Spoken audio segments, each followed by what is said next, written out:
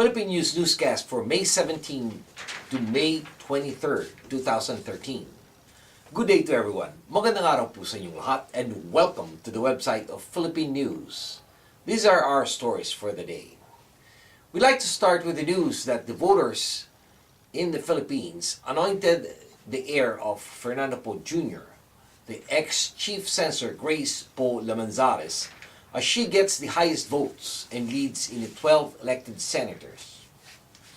What was surprising was not the 9 bets from Team Pinoy and 3 candidates from the United Nationalist Alliance, or UNA, who won in the Monday, May 13 midterm elections. Most surveys predicted the same administration victory. What surprised everybody was who the top notch was. Well, it was political neophyte Grace Po. Commission on Elections, popularly known as COMELEC, Chairman Sixto Brillantes said that the 12 official senatorial winners were expected to be proclaimed last Wednesday, although it would really depend on the vote margin between the candidates on the 12 and 13 spots. Brillantes had previously announced that the commission would likely proclaim 8 winning senators after 48 hours from the voting period. The poll chief added that the winning senators can be proclaimed right after the votes are counted.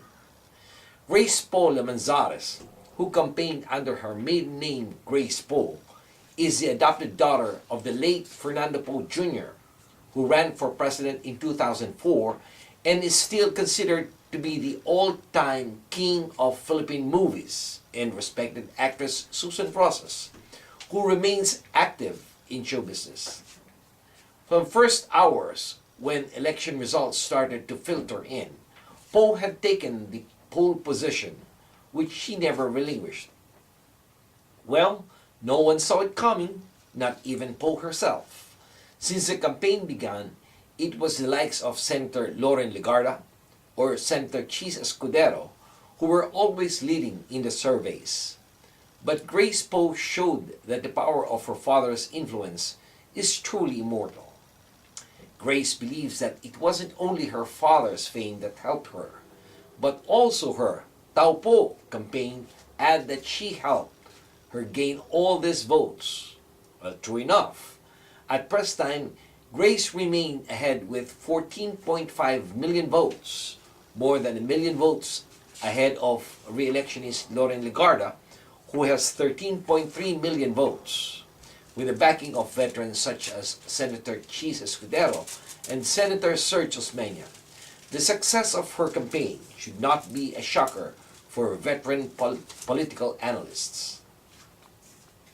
Next in line is the news about the President of the Philippines apologizing for a Chinese fisherman's death. Philippine President Benigno Aquino apologized last May 15 for the killing by his country's Coast Guard of a Taiwanese fisherman and appealed for calm and deepening outrage in Taiwan.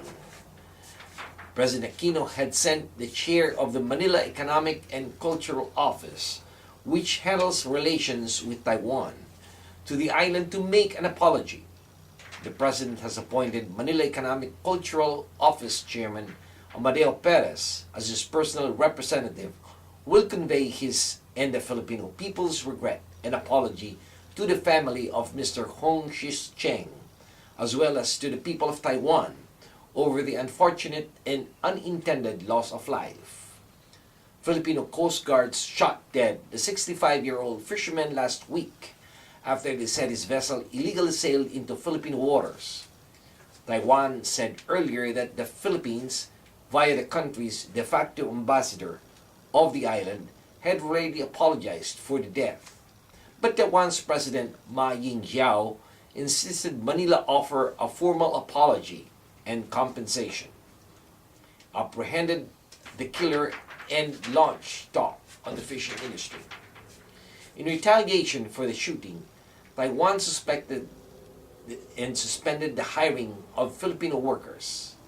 Ma's spokesman warned that further actions should be imposed unless Taiwan's demands were met by Wednesday.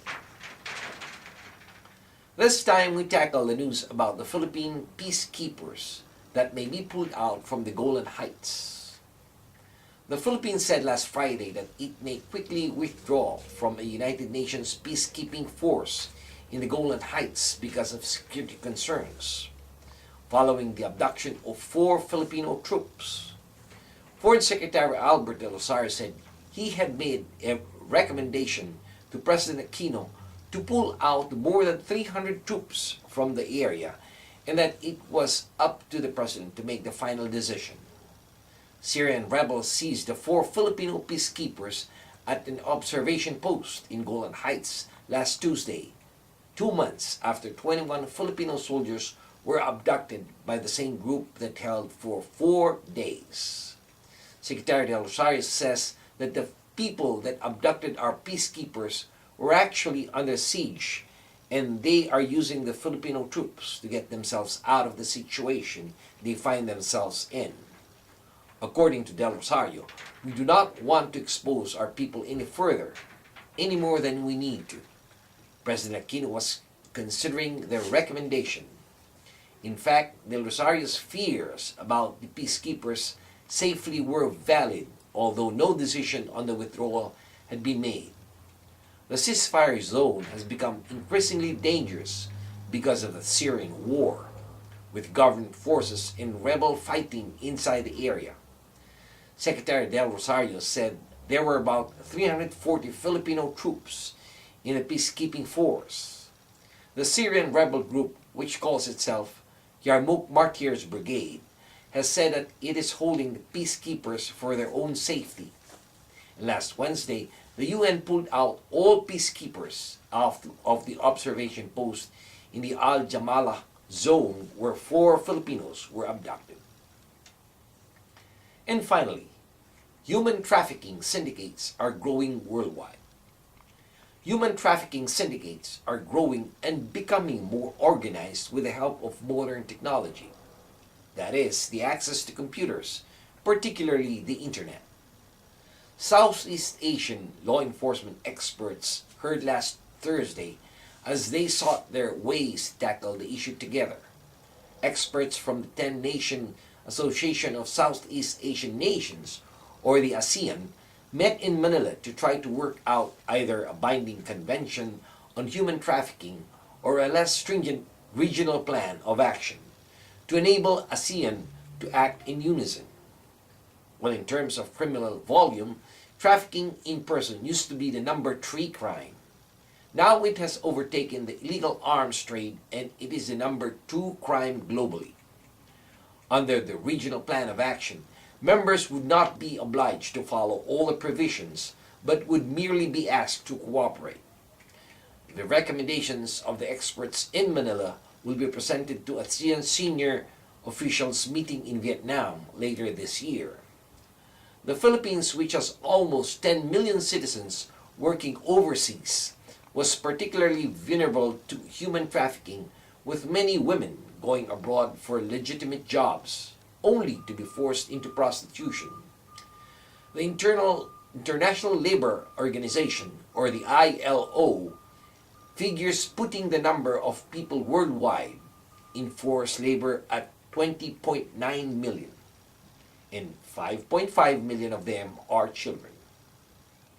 And this has been your weekly news in review. This news has been brought to you by the premier Filipino-American newspaper right here in the United States, the Philippine News.